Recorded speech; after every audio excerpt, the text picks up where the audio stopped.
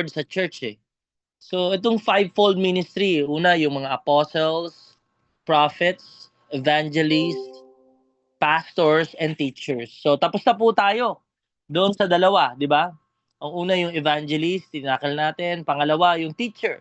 Ngayon pag-usapan natin yung ministry ng Lord patungkol sa shepherding, sa kanyang pagiging pastor. Yeah. So Jesus ministered as a pastor. So bakit di po napakahalaga nito? Kasi yung mga pinapagawa sa atin ni Lord, napakaganda. Meron na tayong perfect example. Meron na tayong pattern na tutularan. Tingnan po natin ang puso ng ating Panginoong Jesucristo, no? Sister Michelle, pakibasa. 1 Peter chapter 5 verse 4. Sister Cheng, Matthew 9:35 to 36. And then, okay Lord, Sister Grace, Matthew, maganda yung sa Luke. Luke chapter 15, 4 hanggang 6. Sige, simulan po natin yung ministry ni Jesus. Marami tayong makikitang examples to follow. So, sige. Matthew 9:35 to 36. 1 Peter muna, 1 Peter. Sige po. Chapter ano, Pastor? Chapter 5, verse 4, kapatid. Ayan. Unang Pedro, ayan.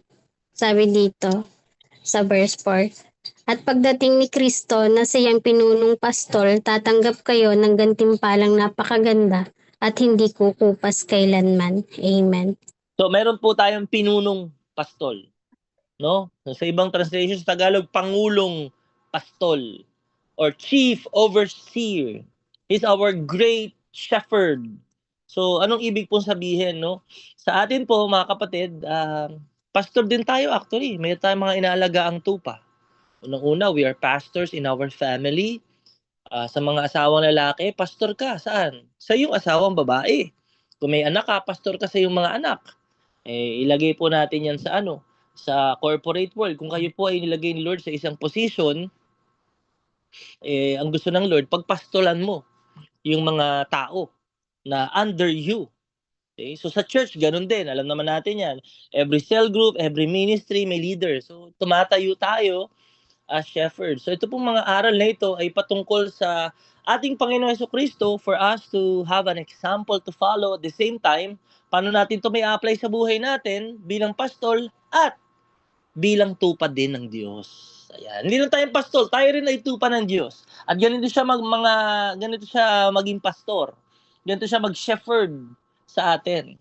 So, siya po yun, si Jesus, no? He's the great shepherd, he's our overseer. Letter A, as a shepherd, he had a heart of compassion for the people. Ang puso po ng Panginoon talagang mahabagin sa mga tao. Merong compassion. Sige nga po, ano bang Tagalog ng compassion sa inyo? Pakibasa kapatid Matthew 9:35 to 36. Pakisearch nga, compassion, maawain, mahabagin. Diba? Sige.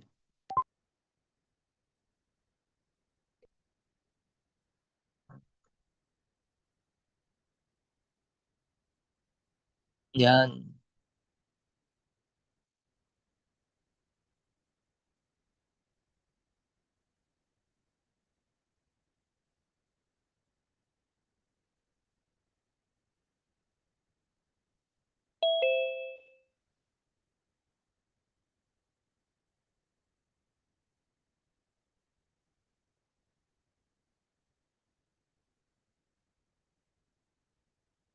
Mm. No? Praise God. Dati ganyan ang buhay natin. Litong-lito tayo. Wala tayong direksyon. Hindi natin alam ang gagawin. Ganun po ni-represent ng Diyos yung napakaraming tao. Gaya sila ng mga tupa na walang pastol. Lagi naman natin pinag-aaralan yan. Alam mo yung mga tupa, di ba? Ano ba yung mga facts about sa mga tupa? Yung mga tupa, wala naman sila talagang defense mechanism para ipagtanggol ang kanilang sarili. Di ba? Kapag ang tupa nga po natumba, no, napahiga, napatihaya, yung gas dun sa kanyang katawan, magbi-build up, magiging mabigat, hindi niya kayang tumayo sa kanyang sarili pag natumba po siya. Ngayon, kapag wala pong nagtayo sa kanya, mamamatay po yun. Biruin niyo natumba lang yun kasi mabigat yung kanyang katawan. So kapag umiinom naman siya ng tubig, kailangan hindi siya mababasa ng masobra-sobra dahil magiging mabigat para sa kanya yung kanyang wool, yung balahibo niya. 'Di ba naintindihan niyo yun? Kumbaga dito tayo halimbawa ng Diyos. Ang buhay natin kapag wala tayong pastol, mga kapatid, litong-lito. Hindi natin alam ang ating gagawin, wala tayong direksyon. Wala pong magtatanggol sa atin. Tayo'y katulad ng mga tupang walang pastol, nanlulupaypay, nangangalat. Kaya alam niyo napakabuti ng Diyos, natagpuan niya na tayo. Salamat at may nagpapastol sa atin. Andiyan ang Panginoong Jesucristo, una. Pangalawa, gumagamit siya ng mga tao. mga tao. Pangatlo, hindi lang yun as a pastor, as a whole church. Meron din siya mga pastor in our small groups, in our small ministry, in our community, di ba? Kaya kung tayo po ay merong relasyon sa ating Panginoong Jesucristo, siya po ay isang pastol para sa atin. So ang kabaligtaran niyan, ang gusto ng ating Panginoong Jesucristo, hindi lamang ikaw gumaling. Hindi lamang maituro ang magandang balita ng pagliligtas, kundi dahil sa kanyang puso na mahabagin, his heart that is so compassionate, gusto niya na magkaroon tayo ng kahulugan sa ating mga buhay. Siya ang mag-iingat sa atin, siya ang tagapagtanggol natin. Siya po ang maggagabay sa atin kung saan tayo pupunta. Kaya when it comes to heart of compassion, patungkol naman po sa atin, sa pag-aaral natin, tayo po ba ay may puso na mahabagin sa mga tao? Di ba itong mga tao na ito na nangangalat, parang mga tupang ligaw, di ba ganyan din naman tayo dati. May kanta niyan tupang ligaw. Ano ba yung pakiramdam natin sa mga tao na hindi pa natatagpuan? Ano ba yung puso natin para sa mga tao na wala pang Kristo sa kanilang buhay? Tayo ba'y nanggigigil sa Kawawa. kanila? Tayo ba'y alam mo yun, naiinis? Tayo ba pag ini-invite mo, 'di ba, ayaw reply, ini-Indian tayo, reject tayo, pinagtatawanan tayo. Dapat ang nararamdaman natin ay hindi galit, hindi inis, hindi parang pagwawalang bahala o walang pakialam, apathy, indifference. Ayan, may mga words na 'yan na ituturo na natin 'yan. Magkaroon tayo ng puso na maawa tayo sa mga tao na ito. Yung habag. At hindi lang bastang habag, kapatid, gumawa po tayo ng paraan upang sila'y makatagpo sa ating dakilang pastol. Kaya nga alam nyo, sa pamilya natin, yung pamilya po ba natin, mga mahal natin sa buhay, sa inyong tahanan, kayo po ba'y nagiging mabuting pastol para sa kanila? Kayo po ba'y nagiging mahabagin? Kasi ang totoo mga kapatid, maaring sila ay nagiging sakit ng ulo natin. Maaring sila ay nagbibigay ng sakit, pasakit sa ating buhay. Pero ang totoo, ang buhay na walang hanggan, wala sila Kawawa sila pag dumating na ang Panginoong Jesucristo. Isipin mo, mahihirapan sila. Masusunog sila sa dagat-dagatang apoy. Kaya sinasabi ng ating Panginoon, yung kanyang puso sa mga tao, gayon na lamang. Kaya dalangin ko, maging maalis sa puso natin yung galit, yung inis, yung para bang wala tayong pagmamahal sa kapwa. At panalangin ko, mapalitan po ng kahabagan para sa mga tao na ito. Sapagkat kung babalikan natin ang ating buhay, ang Diyos ay nahabag sa atin. Tayo'y mga tupang ligaw pero natagpuan tayo ng Panginoon. Huwag nawang huminto sa atin ang buhay na walang hanggan sa pamamagitan ng habag na ating tinanggap. Mercy, let us also be merciful to others.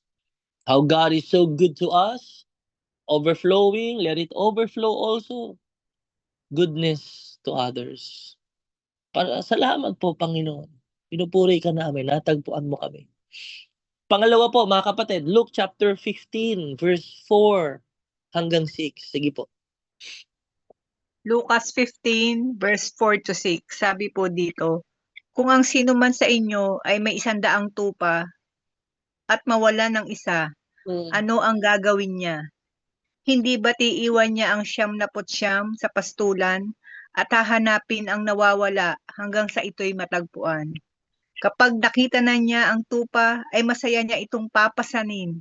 Mm. Pagdating sa bahay, aanyayahan niya ang kanyang mga kaibigan at Mm. mga kapitbahay at sasabihin sa kanila, "Makipagsaya kayo sa akin dahil nakita ko na ang tupa kong nawawala." Mm. Amen. Thank you, Lord.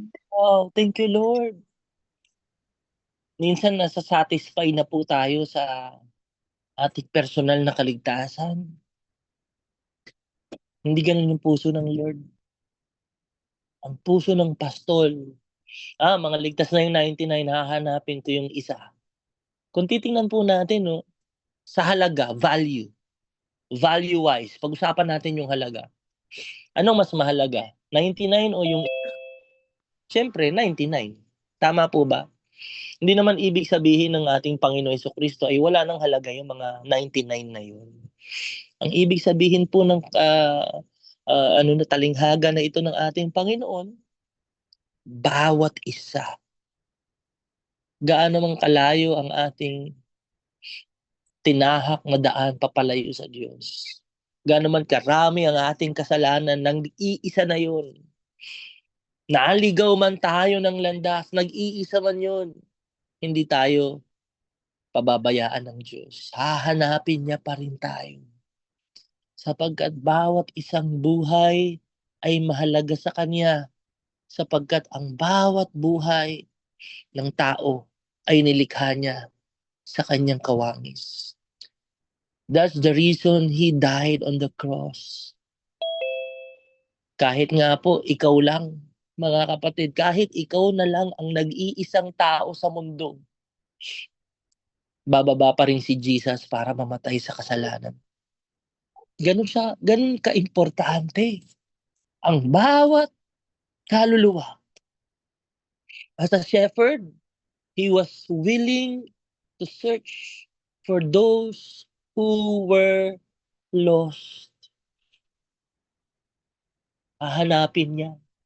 Alam niyo, nangungusap ang Lord sa atin. Una, di ba, hinanap din tayo ng Lord. Tayong naliligaw eh. Natagpuan tayo ng Panginoon. At sa pagkakatagpo niya sa atin, nagkaroon tayo ng encounter kay Jesus, tinanggap natin siya, naniwala tayo, humingi tayo ng tawad sa mga kasalanan natin.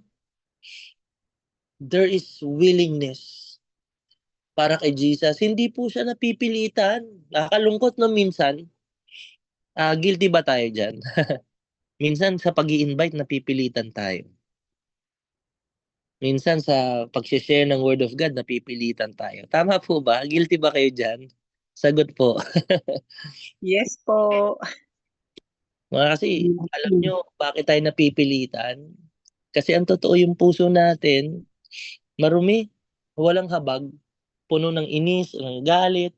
Kaya ang ating panalangin, Lord, bigyan nyo kami ng puso na tulad ng isang pastor. Tulad mo, Lord.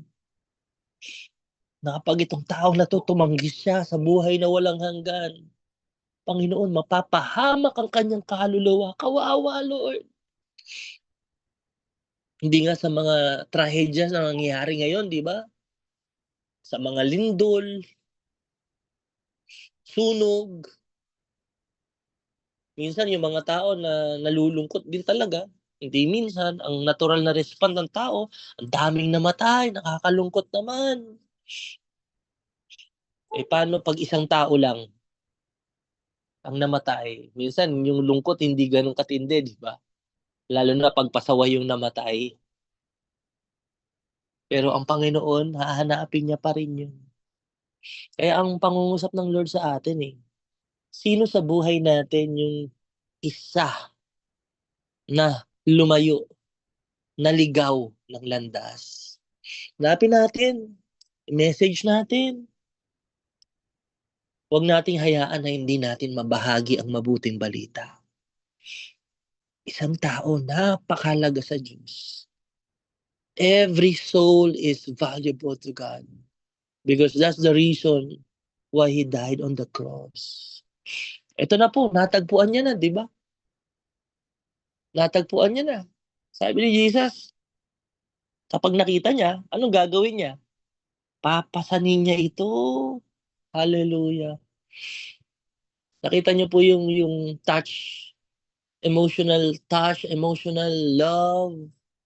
It's a touch of love. Na, di ba, we're very happy.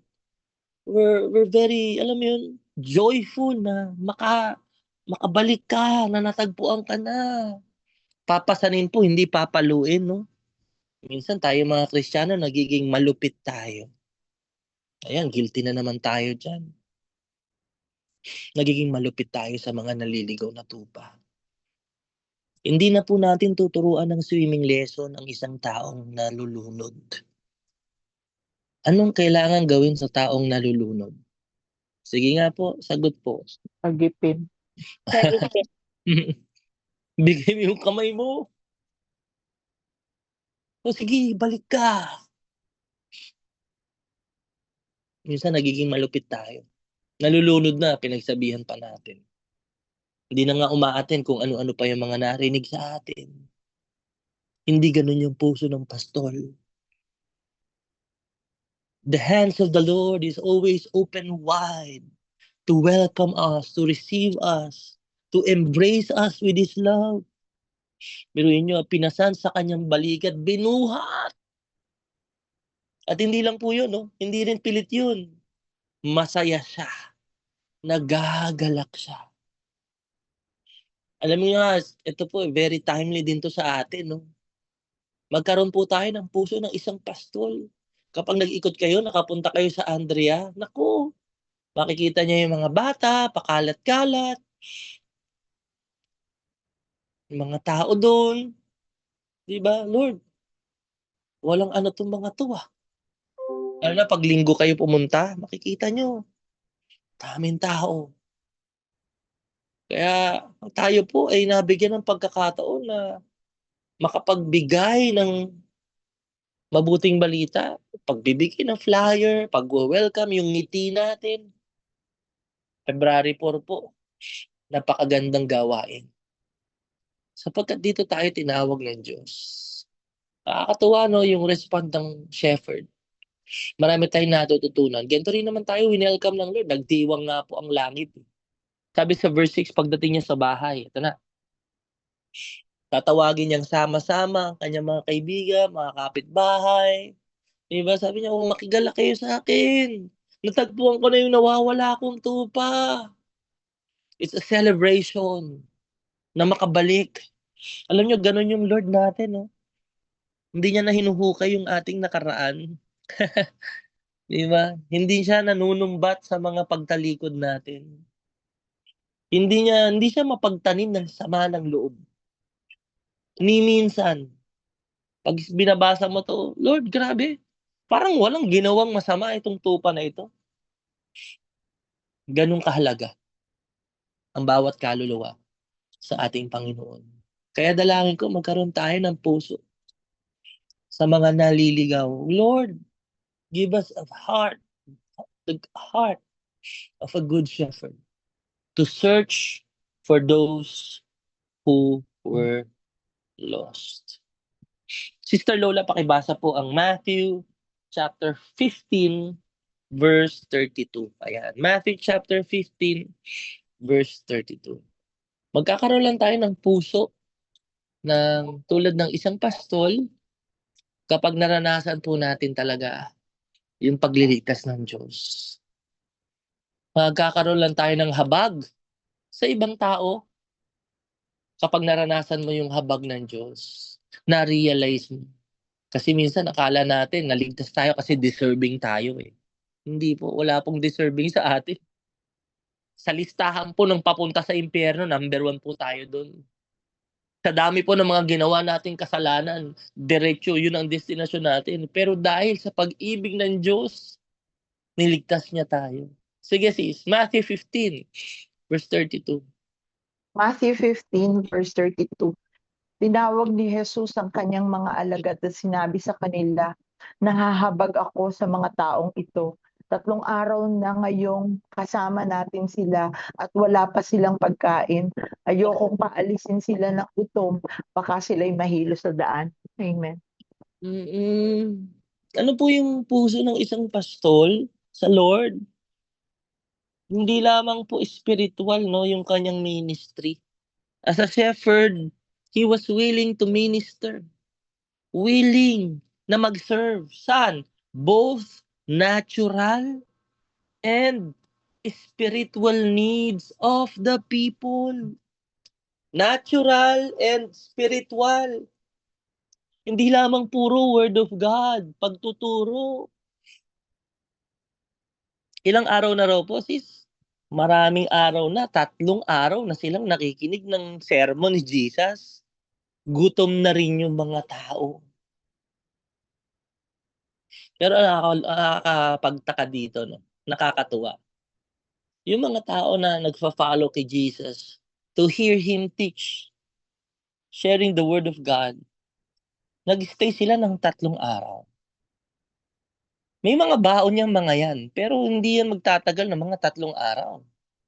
Kaya nagutom na nga sila eh. Kaya ang sabi ng Panginoon, teka, may hilo sa daan tong mga to. Kaya alam niyo po, bilang mga Kristiyano, bilang mga nakaranas ng pag-ibig at kabutihan ng Diyos, hindi lamang po prayer ang dapat nating ialay. Hindi lamang po word of God, di ba? Pastor, wala na akong pamasahe. Sige, pagpe-pray kita. In the name of Jesus, Lord, magpadala ka ng mga anghel, ilipad mo to pauwi sa bahay nila. Pwede ba yun? Sagot ko, hindi pwede eh. Ano na po, wala na po kaming pangkain. Sister, brother, gutom na po kami. In the name of Jesus, hindi lamang sa tinapay nabubuhay ang tao. Naku, mali pa yung mga mali. May panahon po na spiritual need. May panahon din na natural needs. Hindi lamang physical food. May panahon na nangangailangan ng support financially. Ano pa, natural yan eh. Ano pa, help. Kailangan ko na makakasama. Nakakatuwa, may mga sharing tayo sa mga kapatiran natin, no? Walang magbabantay sa ospital. Aba, hindi niya kamag-anak. Brother, sister in Christ ang nagbantay sa kanya sa ospital. Bakit? Yun po yun eh. Ministering to both natural and spiritual needs. O kailangan ng ano, pupunta sa ganitong lugar. O sige, susunduin na kita. Ihahatid na rin kita. Hindi lamang po spiritual.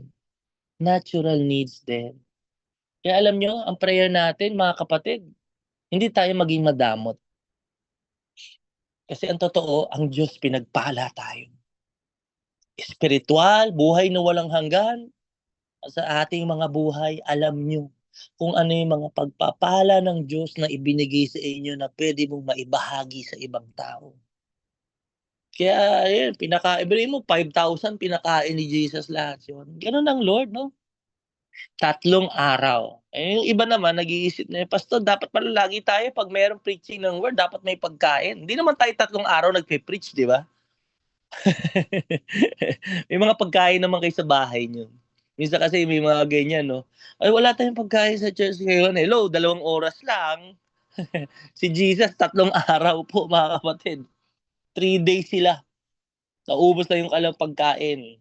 Hindi naman tayo 3 days na nagte-preach, no? Salamat sa ating Panginoon. Pero by the grace of God, kapag may mga pagpapala, may mga dumadating sa atin na mga, alam mo yun, provision ng Diyos, let us be generous in helping others, sowing good seeds.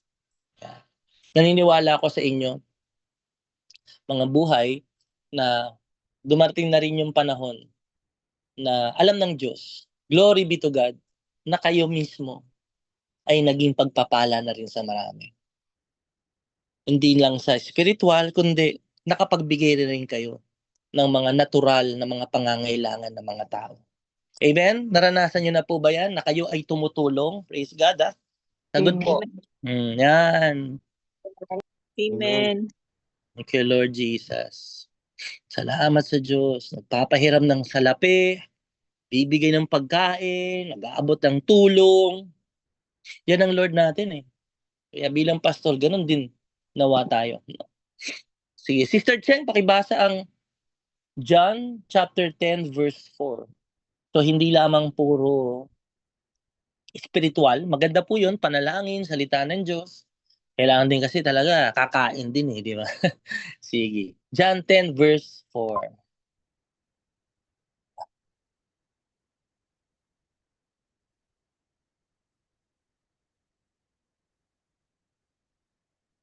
Hmm. Yes. Sino raw po ang nangunguna? Si Jesus. He is the good shepherd. He was willing to go the way before the sheep. He was willing to go the way before the sheep. Ang pastol po nasa unahan po yan.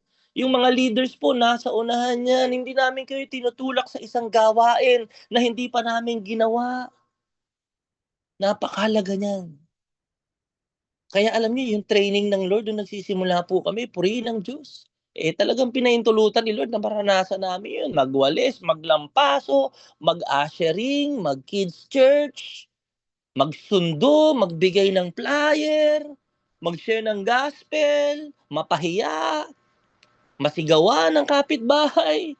Diba? Paano mo haharapin itong mga ganitong tao? You willing to go the way before the sheep. Ganun po yung mga pastol. Yun ang ating Panginoon Jesucristo. Kaya nga po, no, bilang mga tupa, tayo po. Sister Jen, pakibasa yung Hebrews chapter 12, no? Hebrews chapter 12, verse 2. Ayan. So, tayo po mga tupa, kung tayo po ay merong pastol sa buhay natin, sino po ang ating dakilang pastol? Diba? 1 and 2 hasis, pakibasa.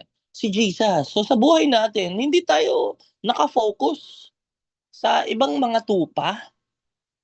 Dapat nakafocus tayo sa pastol natin, kay Jesus. Sa kanya tayo nakatingin. Kasi siya magbibigay ng instruction eh. Kasi alam niyo, yung mga tupa, nakakagulo yan. Kapag tiningnan mo yung katabi mong tupa, di ba? Ang gulo niyan. Nakaka-offend, nakakainis. Hindi mo tuloy marinig yung sinasabi ng pastol eh. Kasi doon ka nakatuon eh. Doon ka nakatingin, di mo na alam, naiwanan ka na, nahuli ka na kasi ang tinitingnan mo, ang fina-follow mo, yung ano eh. Yung kasama mong tupa eh. We're not called to follow the sheep. Other sheep. There is fellowship, but we are called to follow our shepherd. Si Jesus. Sige sis, pakibasa. Hebrews 12.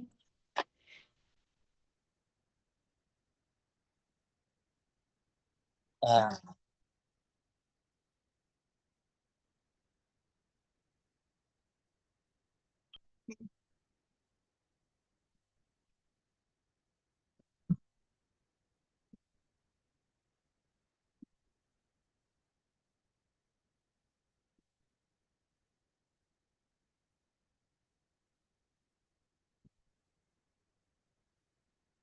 Mm.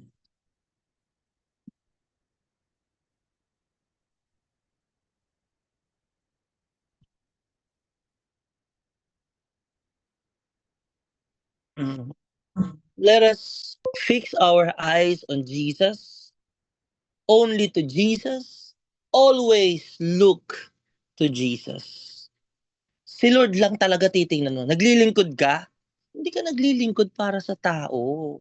Kasi kapag naglilingkod tayo para sa tao, pag yung mga tao hindi tayo na-appreciate, titigil na tayo. Pinaglilingkuran mo si Jesus eh. Maraming Kristiyano ganyan. Ang nakatingin sila saan? Sa mga kasama nila sa simbahan. Hindi naman po masama na magkaroon tayo ng mga inspiration na examples to follow, and we are also called to live a life talaga that is worth following. Pero we are all people, frail. We are all prone to mistakes and failures. Nagkakamali eh. Tao pa rin. Even us, nagkakamali. Kaya mga kapatid, sa paglilingkod, sa pagsamba natin, sa pagpupuri natin, sa pagbibigay natin, alam nyo, sa pagsunod mo, hindi nakabase sa mga tao. Nakabase sa dakilang pastor. Siya yung titingnan natin, mga kapatid. At kapag sa kanya ka nag-focus, sigurado, magiging healthy yung Christian life mo. Kasi sasabihin niya sa'yo kung ano yung mainam na kainin mo. Sasabihin niya sa'yo yung daan papunta sa tahimik na batisan. Minsan may mga Kristiyano, nakakalungkot, no? Hindi lang sa church natin. Maraming churches nakatingin. Saan? Sa ibang mga Kristiyano. Tandaan niyo po, no, kapatid, kung kayo po ay, kumbaga parang, kung sa panahon natin, in a Christian way, meron tayong mga pinapakinggan na mga na mga praise and worship song. Ayan, Hillsong. Ayan. Di ba yung Hillsong? Ano mga paborito niyong kanta? Elevation, worship, Bethel. Yung kinanta ni Israel Houghton, yung Lord You Are Good. Pag merong isang banda na kumanta ng Lord You Are Good, sablay-sablay, sintonado, mali-mali yung chords, magagalit ka ba dun sa mga Ayaw mo na bang kantahin yung Lord You Are Good? Magagalit ka ba dun sa kumanta kay Israel Houghton? Hindi. Bakit? Kasi itong banda na ito, marami itong mga pagkakamali.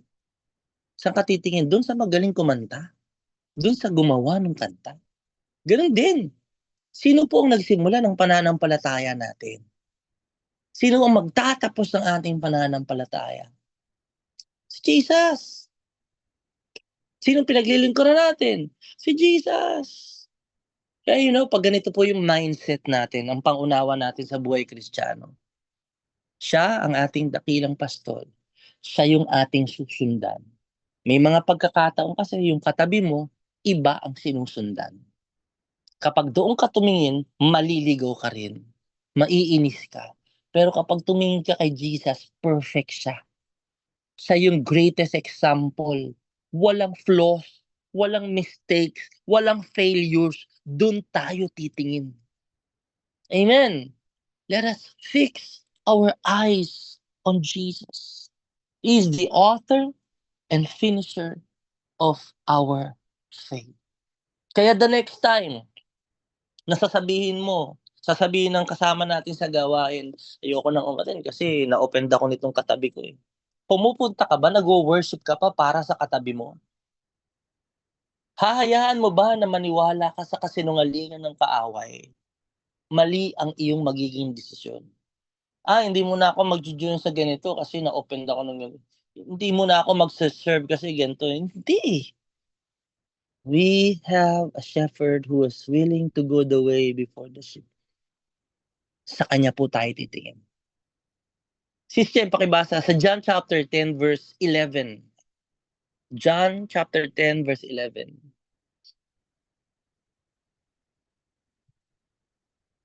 Tapos 17 to 18. Ayan, purihin ng Diyos.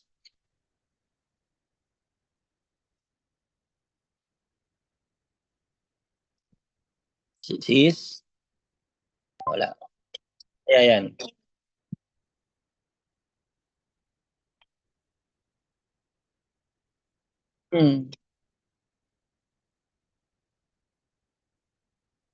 Wow. 17 to 18, sis. Talon ka. 17 to 18.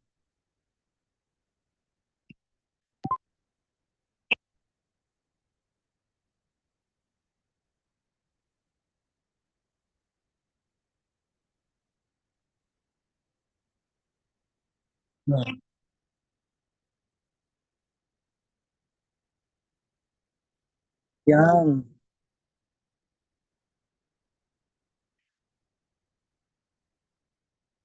Mhm. Ito po ang shepherd. Ito po ang ating Panginoon. Hindi lang siya nagli-lead by example, going before us, nasa harapan siya. Siya yung nangunguna, siya yung sakasalubong sa mga mababangis na hayop, siya yung nagbabantay sa buong kawan, siya yung makikipaglaban para sa kaligtasan natin. At dahil kay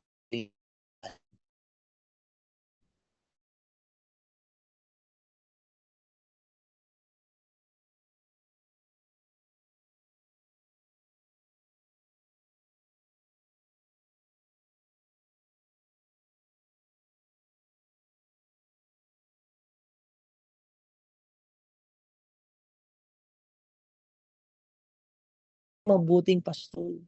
The good shepherd gives his life for the sheep. Hindi lamang po teaching, hindi lamang yung mga natural needs natin, hindi lamang yung mga spiritual needs, protection, provision, peace. He leads us beside the still waters, green pasture. Hindi lang po yun eh.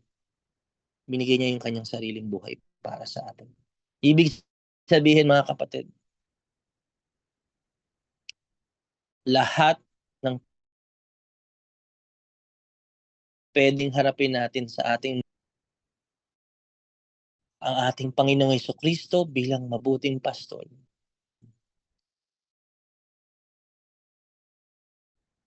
Sa kanyang pagiging pastol. Let's follow Him. Let's put our whole trust in Him. Ibigay po natin ang ating buong pusong pagtitiwala na Lord, kung ang buhay mo binigay mo sa akin, hindi mo ko pababayaan. Kapag nagbasa po kayo ng mga ibang religion, si Buddha, anong binigay ni Buddha? Mga teachings. Pero binigay niya ba ang kanyang buhay? Hindi. Si Muhammad ng Islam, kung ano-ano mga ipinagtuturo niya. Ang mga Diyos-Diyosa ng mga Hindu, walang buhay. Ang ating Panginoong Jesucristo, Diyos nagkatawang tao, nabuhay gaya natin. He healed people, delivered people from demonic oppression. He gave sight to the blind. And even He gave His life for us. Wala na pong masihigit pa sa pag-ibig na yon. Ang Kristyanismo lamang po ang isang belief, religious belief, na ang Diyos, ibinigay niya ang kanyang sarili para sa kanyang mga nilikha. Na ang Diyos ay nagmahal kahit sa mga makasalanang tao na gaya natin. Speaking of giving His own life for us, ano yung mga hindi natin kaya ibigay sa Lord? Ano yung mga sacrifices na hindi natin maibigay sa Diyos? Lord, kung binigay mo nga buhay mo tapos ako tinawag mo, di ba? Ano pwede nating ibigay sa Diyos sa paglilingkod sa kanyang kaharian? Our time, resources, our energy, habang buhay pa tayo, habang may oras, may lakas tayo, maglingkod tayo sa Diyos. Even our finances. Sapagkat kapag kinuha na yan ni Lord, wala na tayong magagawa. Iwatin lahat yan dito. Kaya habang may pagkakataon, paglingkuran natin siya ng buong puso. Panginoon, maraming salamat. Salamat sa pagtuturo